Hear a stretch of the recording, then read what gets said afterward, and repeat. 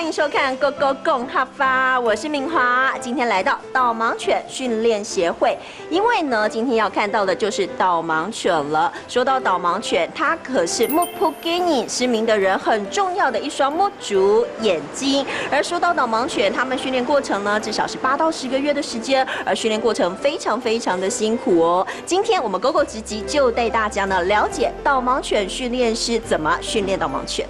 导盲犬学会走直线之后，就要开始学习避开障碍物，这样走在胎路后，才不会让主人陷入危险的状况中。所以导盲犬训练师很重要，要让导盲犬学习怎么跟目扑给你合作，这样才能让目扑给你天数安全过胎路。嗨，桑尼，嗨，枕头。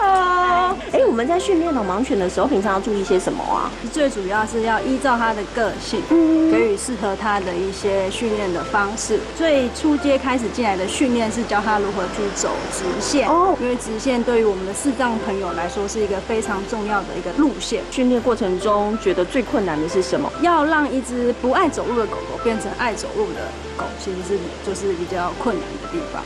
要让它觉得走路是一件有自信，可以让它有自信的事情。对。好，那我们就来学走路喽。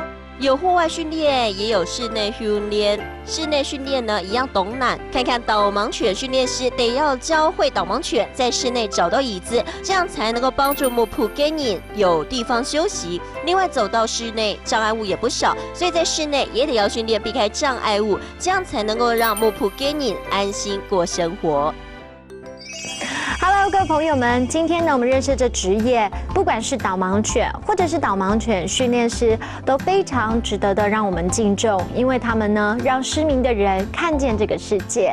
当然喽，认识新的词，一起来复习一遍吧。来看到第一个词就是失明，目扑，目扑。